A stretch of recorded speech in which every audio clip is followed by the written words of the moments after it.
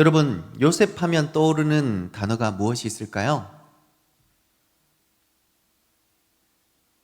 네, 꿈. 요셉은 꿈의 사람이었습니다.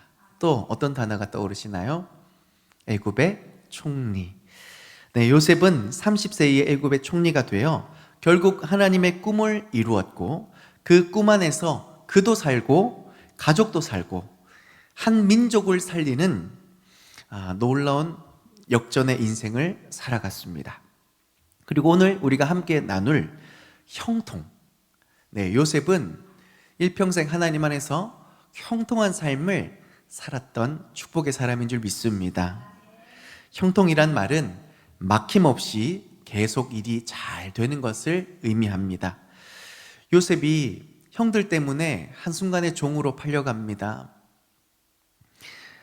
한 집안의 귀한 자식이 한순간에 파리 목숨 같은 노예로 팔려가게 됐는데 그 충격이 얼마나 컸을까요? 누가 봐도 위기이고 심각한 상황인데 하나님이 그를 형통케 하시니 그가 그 문제 가운데 막힘없이 잘 되는 인생을 살아갔다라고 성경이 기록하고 있습니다. 9절 상반절입니다. 이 집에는 나보다 큰 이가 없으며, 요셉이 한 말이죠.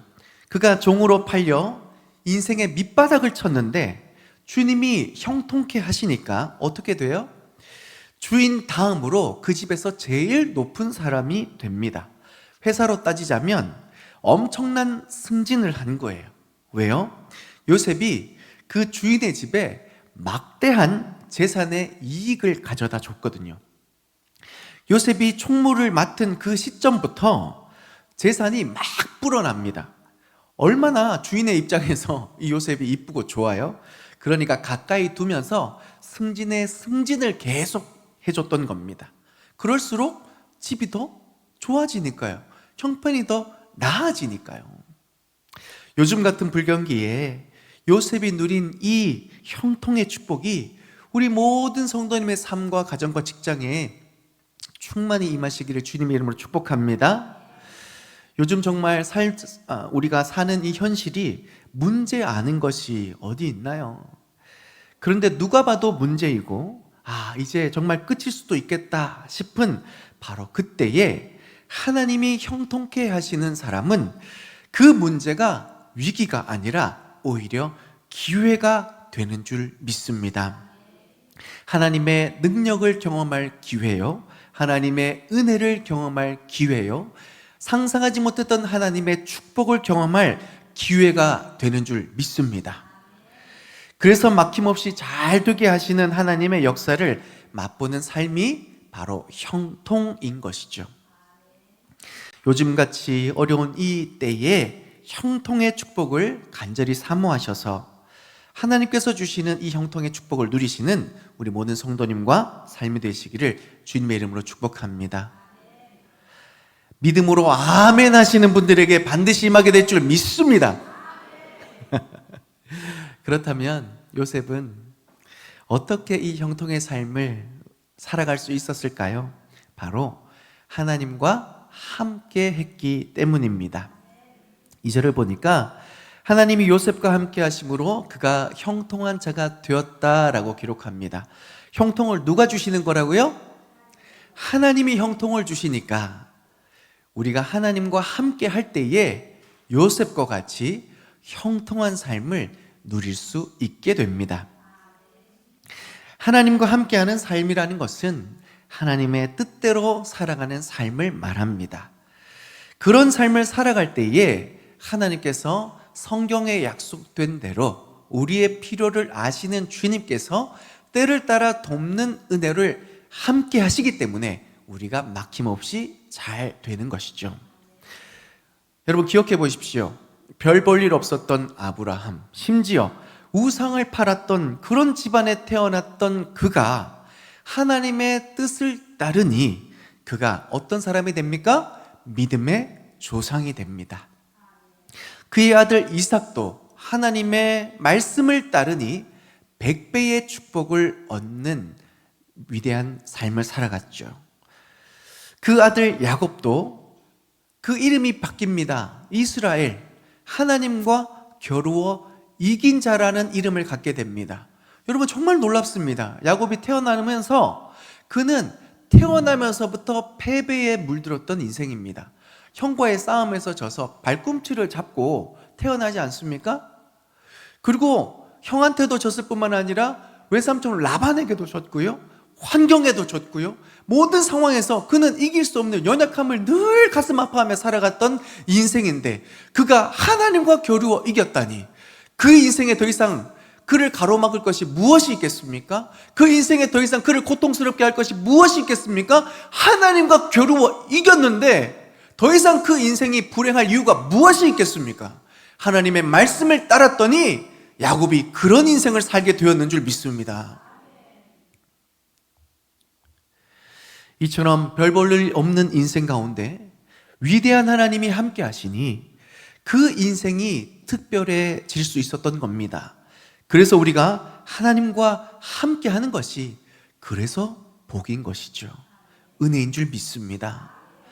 이것을 씨 뿌리는 비유에 비유하자면 좋은 땅에 뿌려진 씨는 30배, 60배, 100배의 결실을 맺는다라고 기록합니다. 내 노력에 대한, 내 수고에 대한, 내 인생에 대한 결론이 이와 같이 결실이 있죠. 아름답고 풍성하다라는 겁니다. 성도 여러분, 단 한 번뿐인 인생, 우리 삶에 이런 결론이, 이 아름답고 풍성한 결론이 있어야 되지 않겠습니까? 그 비결은 하나님의 말씀에 순종하는 삶, 그 하나님과 함께하는 삶이 이런 축복을 경험하게 되는 것임을 기억하시기를 바랍니다. 3절을 보니까 하나님을 믿지 않는 보디발이 요셉의 축복을 인정하게 돼요. 요셉과 함께 하시는 하나님을 보디발이 보았고요, 요셉의 삶을 형통케 하시는 하나님을 그가 보았다라고 증언하고 있습니다. 이 말씀이 왜 중요한지 아세요? 하나님이 주시는 복은요, 나만 잘 되는 것으로 끝나지 않습니다. 나뿐만 아니라 내가 속한 공동체, 내가 만나는 사람을 행복하게 하고 유익하게 만들어요. 이런 복을 누리시는 성도님 되시길 바랍니다. 그런데 우리는 늘 내가 이룬 성공을 꿈꾸며 그것에 수고하고 노력하는 경우가 참 많은 것 같아요. 내가 이룬 성공은요, 결국 나밖에 모릅니다. 남을 밟고 이룬 성공이기 때문입니다. 나는 잘 될지 몰라도 다른 사람은 힘들어져요. 그런데 하나님이 주시는 성공은 나만 잘 되는 게 아니라 나와 함께하는 모든 이들을 행복하고 이롭게 한다라는 것을 기억하시며 이 하나님의 나라의 아름다운 성공을 반드시 경험하시는 성도님 되시기를 바랍니다. 그런데 사랑하는 성도 여러분, 하나님이 함께 하시면 우리의 삶은 분명히 달라집니다. 분명히 잘 될 줄 믿습니다. 직장에서 잘 되고 싶으세요? 그러면 그 직장 안에서 하나님과 함께 하세요. 가정이 달라지고 싶으세요? 그 가정 안에서 그 가족들과 배우자와 자녀들과 하나님의 말씀을 따르기를 힘써 보세요. 하나님께서 그 가정을 변화시키시고 행복하고 하나 되고 충만하게 그 가정을 인도해 주실 줄 믿습니다. 매일매일 행복하고 싶으세요? 오늘 주일에 예배 오는 것도 너무너무 잘하셨지만 월화수목금토 매일의 삶 속에 이렇듯 하나님을 찾고 예배해 보세요. 그러면 그 하나님으로부터 오는 기쁨과 즐거움들이 내 마음과 내 삶 가운데 충만하여 내가 기쁠 뿐만 아니라 나를 만나는 모든 이들을 기쁘고 행복하게 하는 그 축복의 통로로 우리가 쓰임받게 될 줄 믿습니다. 여러분, 그렇지 않나요? 막 웃는 사람 옆에 있으면 나도 웃게 되지 않습니까? 막 좋아하는 사람 옆에 있으면 나도 좋아하게 되지 않나요? 마찬가지로 복 있는 사람 옆에 있으면 나도 복을 받아요. 보디발이 참 지혜로운 사람인 게 뭐냐면 그 비밀을 알았던 거예요. 요셉이 범사에 형통케 하고 하나님이 함께 하심을 보디발이 보니까 저 녀석 써야 되겠다라는 생각을 한 거죠. 그래서 총무를 맡기면서 그 결과를 맛봅니다. 요셉이 잘 될 뿐만 아니라 요셉을 들었었던 그 집이 잘 되는 거예요. 여러분, 우리 인생이 이래야 되지 않겠습니까? 우리가 정말 잘 되고 너무너무 좋아서 누군가를 잘 되게 하는 그런 인생, 그런 삶을 살아갔으면 좋겠는데, 그런데 우리가 다 알죠. 방금 아멘 했듯이 막 얼굴이 막 밝아요. 그런데 온전히 다 밝을지 않는 이유가 뭐냐면, 아는데 하나님과 함께 하고 싶은데 우리 삶이 만만치 않은 거예요. 바쁘고 피곤하고 여유가 없는 거죠. 그래서 하나님과 동행해야 된다라고 생각하면서도 하나님을 의식하는 시간보다는 당장 내 눈앞에 펼쳐진 이 문제, 이 현실을 살아내느라 하루하루가 너무 정신없는 거예요. 그러다 보니 내 삶이 그래서 이럴까라고 낙심하고 또 스스로 좀 믿음을 난 이것밖에 안 돼 라고 제안하는 경우가 있게 되는 것 같습니다. 그런데 여러분, 오해하지 마세요. 바빠서가 문제가 아니에요. 피곤해서가 문제가 아니에요. 주님이 우리의 상황을 왜 모르실까요? 다 아시죠. 주님의 형편과 처지를 주님은 다 이해하십니다. 설마 하나님께서 우리로 하여금 철인이 되기를 요구하시겠어요? 야, 정신 차려. 24시간 너 똑바로 살아야 된다. 똑바로 안 살고 열심히 안 살면 너 밀려난다. 성공 못한다. 형통 꿈도 꾸지 마라. 정신 차리고 열심히 살아. 주님이 지금 이렇게 티처럼 말씀하실까요? 아니에요. 주님 우리 상황을 다 아세요. 우리 형편을 다 아세요. 그래서 그럼에도 불구하고 주님을 찾는 우리 마음, 우리 중심을 주님은 기대하시는 거죠. 그렇다면 여러분, 오늘 본문의 보디발의 아내가 요셉을 유혹하는 이 모습 속에 우리가 바로 세워야 할 이 중심이 무엇인지를 한번 점검해 봤으면 좋겠습니다. 보디발의 아내가 요셉을 유혹하는 이 장면을 단순히 여자가 남자를 육체적으로 유혹한다라는 것으로만 생각하지 말고, 먼저 이 두 사람이 어떤 관계냐를 살펴보면서 중요한 메시지를 하나 점검해 봤으면 좋겠습니다. 자, 요셉의 신분은 뭡니까? 노예죠. 보디발의 아내의 신분은 뭡니까? 주인입니다. 어려운 질문이었나요? 주인이 노예에게 눈짓을 합니다. 일로 와. 와야 됩니까? 안 와야 됩니까?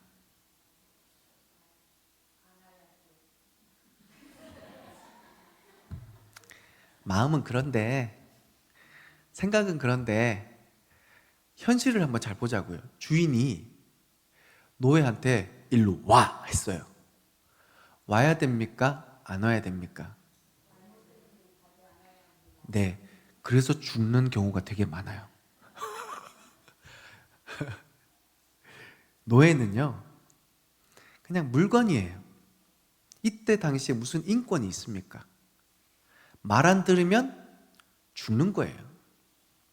정신적으로, 육체적으로 학대받다가 죽어도 누구 하나 신경 쓰지 않는 자리에 있는 사람이 노예입니다. 주인이 자기 소유의 노예를 일로 와 하는데 안 오면 죽는 거죠. 요셉이 그 죽음을 각오하고 9절에 고백을 한 겁니다.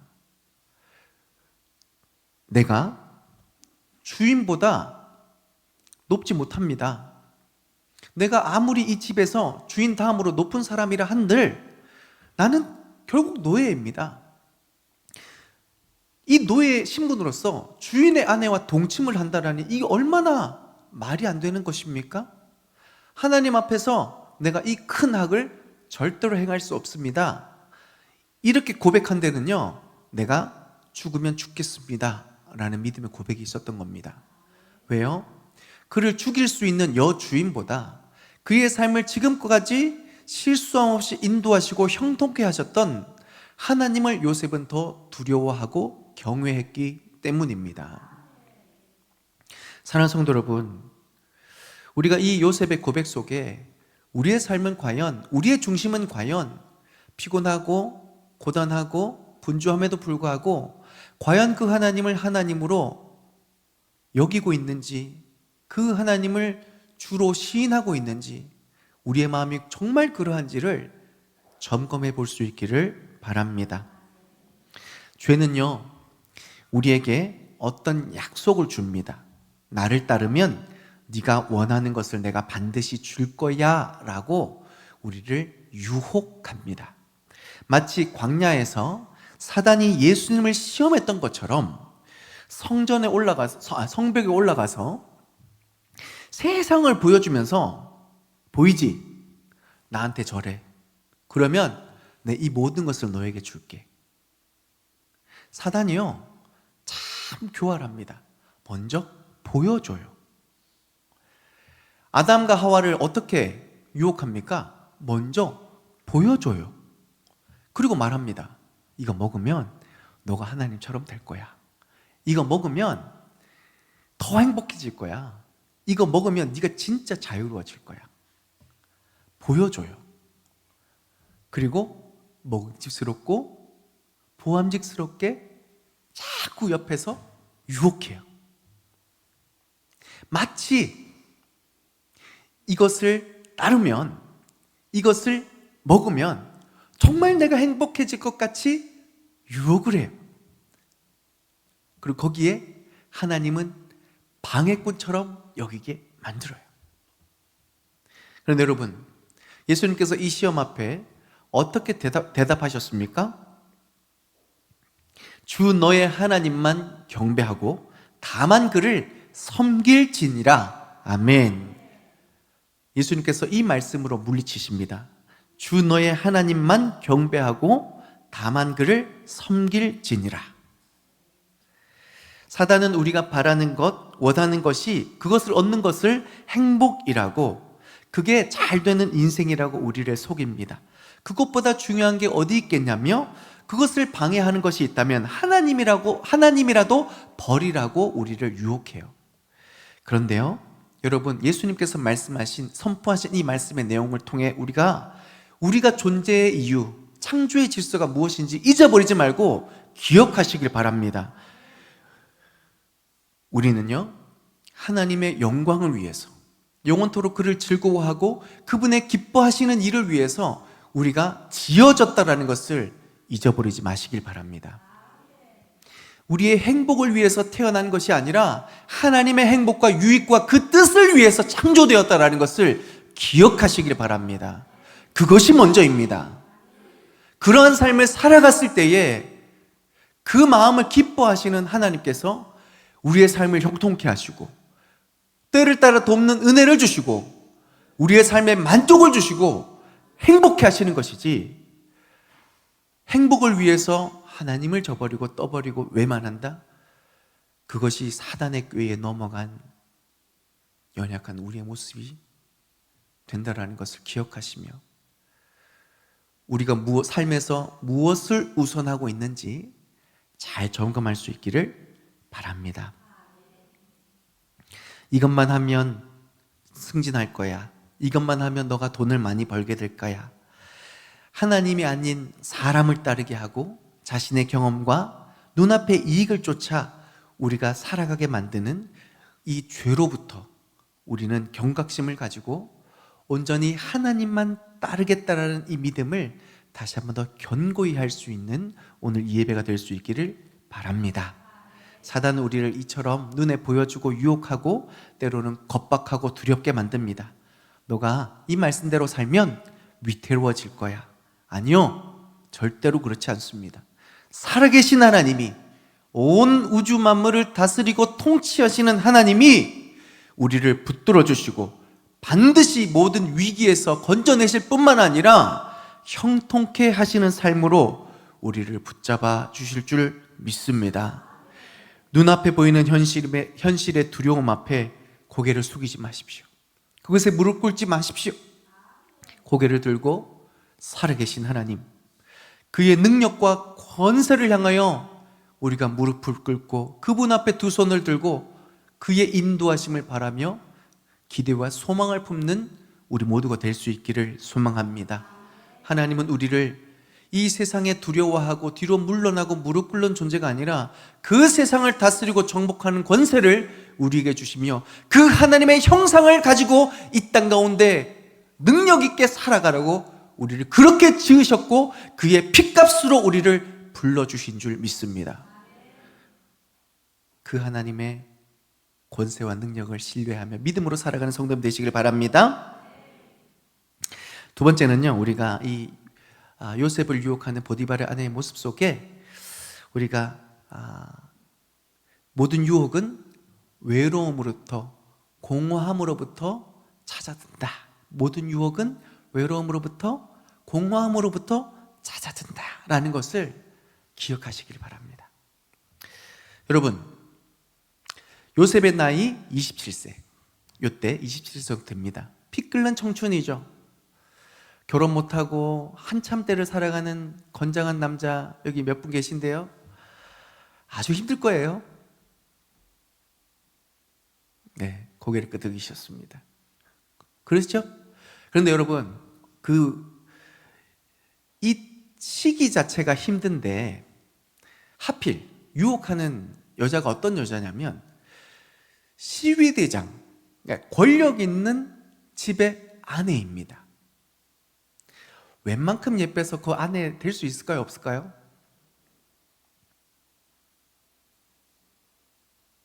매우 예뻤겠죠. 막 눈앞에 막 지나가면 막 사람들이 이렇게 볼 정도로 너무 예쁜 사람이었을 겁니다. 그 여인이 눈을 후리면서 이게 무슨 눈을 흘기면서 요셉을 유혹하는데 피 끓는 청춘이 얼마나 힘들었을까요? 그런데 여러분, 잘 들여다보세요. 성경이 참 재밌는 거를 말해주고 있어요. 보디발의 아내, 모든 것을 가졌습니다. 말만 하면 무엇이든지 할 수 있는 위치였어요. 그런데 이 여인이 외로우니까, 공허함의 문제를 해결하지 못하니까 하지 말아야 할 선택을 합니다. 죄에 물들어 있는데 그것이 뭐가 문제인지를 모르는 기가 막힌 상황에 지금 내몰려 있어요. 반면에 요셉은요, 모든 것을 잃었어요. 노예죠. 비참해요. 하루하루가 힘들어요. 어려워요. 그런 인생인데 누가 봐도 그렇게 유혹했을 때 걸려 넘어가고 공허함 때문에 이거라도 붙잡아야지 해야 되는데 요셉은요, 그 유혹을 담대히 뿌리칩니다. 모든 것을 잃은 것 같은데 오히려 그 유혹을 담대히 이겨냅니다. 어떤 차이가 있어서요? 모든 것을 가진 듯 했지만 그 안에는 하나님이 없었습니다. 모든 것을 잃어버린 것 같았으나 그 안에는 하나님이 있었어요. 참된 만족은 하나님이 주신다라는 거죠. 참된 기쁨은 하나님이 주신다라는 겁니다. 그래서 요셉은 모든 것이 잃었고 없었으나 그 하나님으로 인하여 이 유혹을 이겨내고 승리하는 삶을 살아갈 수 있었던 것입니다. 그런데 여러분, 고된 하루를 살아가고 집에 들어가면 여러분 마음 어떠세요? 지치고 외롭고 공허하지 않으세요? 하루 정말 열심히 살아가셨잖아요. 최선을 다해 살아가셨잖아요. 그러면 보람차고 와 잘했다 해야 되는데 이 깊이 배어 나오는 이 한숨이 집안에 가득하다면 왜 그럴까요? 왜 그럴까요? 그 안에 정말 하나님이 내 마음을 만지시고 위로하시고 충만케 하지 못했기 때문입니다. 하나님을 찾지 않았기 때문입니다. 그런데도 불구하고 우리가 집에 들어가면 뭘 찾아요? 뭘 찾아요? 네, 하나님 찾아야 되는데 뭘 찾으세요? 조금 부담스러운 얘기를 하려고 합니다. 첫 번째는 성적인 유혹입니다. 여러분, 요즘 사람들이 왜 이렇게 성적으로 문란한 줄 아세요? 외로워서 그래요. 사실은 외로워서 그래요. 외로워서 하지 말아야 될 선택을 하는데 하필 이 사회가 그것이 잘못됐다고 말해주지 않으니까 이 기가 막힌 더러운 문화 속에 우리가 살아가고 있는 겁니다. 사회가 그것을 조장하고 있어요. 근데 여러분 기억하세요. 하나님의 말씀은요, 거룩하고 순결을 요구하시고 그렇게 살아갔을 때 진짜 기쁨이 일어난다고 이야기합니다. 그거를 사마리아 여인이 딱 보여주고 있어요. 5명의 남자와 결혼합니다. 왜 했겠어요? 행복을 위해서죠. 만족을 위해서죠. 그런데 5명의 남편과 결혼했어도 아는 거죠. 아, 이놈이 그놈이구나. 그걸 안 거예요. 여러분 지금 막 외로워서 막 청춘 남녀들이 막 이렇게 하죠. 곧 알아요. 잠시 잠깐은 내가 행복하고 좋을지 몰라지만 그게 막 사랑이라고, 사랑하면 다 된다고 얘기하지만 성경이 딴 얘기하는 거, 이놈이 그놈이라는 거를 수천 년 전에 이미 보여준 거예요. 이 사회가 왜 이렇게 야단인 줄 아세요? 왜 이렇게 난리인 줄 아세요? 그 외로움이 해결되지 않는데 자꾸 다른 방법 찾으니까, 자꾸 다른 데서 그걸 얻으려고 하니까 이 문제가 해결되지 않는 거예요. 주님 앞에 나오고 주님이 채워주셔야 가능한 거예요. 우리 청춘 남녀들 속지 마세요. 하나님이 채워주셔야 여러분의 근본적인 문제가 해결됩니다.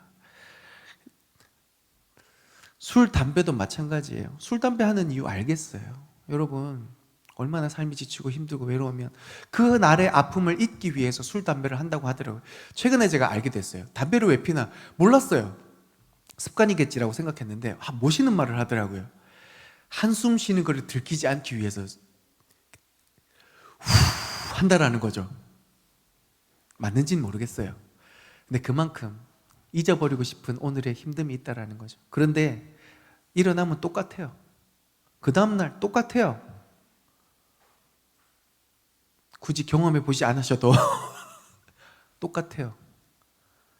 결국 근본적인 문제가 해결돼야죠. 하나님이 그 문제를 해결해 주실 수 있습니다. 여러분 이제 목사님 저 그 정도 아니에요. 저 바람도 안 피고요. 술, 담배도 안 해요. 그럼 집에서 뭐 해요? 제가 안 들고 왔네. 스마트폰 들고 있잖아요. 그쵸? 그래서 막 1시간, 2시간 성경 볼 시간 없어요, 바빠요 하면서도 1시간, 2시간 막 그거는 막 정신없이 볼 때도 있잖아요. 근데 여러분 제가 놀라운 사실 알려드릴게요. 스마트라는 이 영어 단어의 그 뜻이 원래 어디서부터 나온 줄 아세요? 고통스럽게 하는 이라는 뜻에 나와 있어요. 사람들이 편리하게, 편안하게, 행복하게 쓰려고 만든 이 스마트폰, 나름대로 영리하다, 괜찮다라고 선택했던 그 산물이 결국은 우리로 하여금 하나님을 떠나게 만들고 우리 자신의 어떠함을 생각하기를 잊어버리게 만들고 우리 본연의 가치를 잊어버리게 만들어서 사실 그날 하루의 아픔은 잊어버릴 수는 있지만 그날의 아픔을 통하여 하나님을 찾으면서 하나님께서 과연 우리를 어떤 존재로 만드셨고 부르셨고 그 삶에 예비해 놓으신 하나님의 은혜와 축복이 어떠한지를 그마저 잊어버리게 만드는 위험한 것이 우리가 매일의 공허함 속에 붙드는 핸드폰이 그렇게 만든다는 것을 여러분 조금은 주의해서 생각해 보실 필요가 있습니다. 여러분 정말 바쁘세요? 정말 힘드세요? 그러면 핸드폰을 만질 시간도 없으시다면 그러실 수 있죠. 그 중심을 주님께서 아실 겁니다. 그런데 피곤하고 힘들다고 생각하면서 핸드폰은 붙드는데 말씀은 붙들지 않는다. 저는 우리의 중심은 하나님이 너무 잘 알고 있다고 생각합니다. 여러분의 중심을 하나님 앞에 드리십시오. 그럴 때 하나님으로부터 오는 위로와 은혜와 축복이 임하게 되면서 우리의 삶이 막힘없이 형통케 되게 됩니다. 요셉이 유혹을 받았던 그 장면을 통하여 우리의 중심이 과연 어디를 향해 있는가 2가지를 점검하게 만듭니다. 우리의 중심이 정말 사람으로 향해서 그 세상의 권세를 향해서 주눅이 들고 무릎 꿇는 것이 아니라 우리의 중심은, 우리의 삶은 오직 하나님만이 우리의 삶을 인도하실 수 있다. 이 중심이 분명히 살아 숨쉬는 삶으로 나아가시길 바랍니다. 2번째, 죄의 모든 유혹은 외로움과 공허함으로부터 쫓아옵니다. 그 모든 유혹들 속에 하지 말아야 될 선택을 하지 말고, 그리고 붙잡지 말아야 될 것을 붙잡지 말고, 아픈 가슴 그대로, 공허한 가슴 그대로 하나님 앞에 나아가 주님이 그 외로움과 근본적인 문제를 해결해 주심을 경험하셔서 하나님의 형상을 회복하여 내게 주신 그 삶을 더 아름답고 풍성한 삶의 결론을 향하여 나아가실 수 있는 우리 성도님이 되시기를 주님의 이름으로 축복합니다. 주님께서 이렇게 말씀하시죠. 수고하고 무거운 짐진 자들아, 다 내게로 오라. 내가 너희를 쉬게 하리라. 주님이 우리의 삶에 고단함, 피곤함, 분주함, 그 하루의 상처 왜 모르시겠습니까? 그것을 위해서 주님이 십자가에 달려 죽으셨습니다. 내가 너의 고단함을 대신하리라. 내가 너의 그 상처를 씻겨주리라. 내가 너의 그 두려움 가운데 함께하리라. 주님께서 그 모든 물과 피를 쏟으며 이 사랑과 그 은혜를 우리에게 증거해 주셨는데, 그렇다면 이 고단한 현실을 살아가면서 다시 한 번 더 그 하나님을 붙잡고 그 하나님이 주시는 위로와 축복으로 막힘이 없는 형통한 삶을 살아가시는 우리 모든 성도님 삶 되시기를 주님의 이름으로 축복합니다. 우리 찬양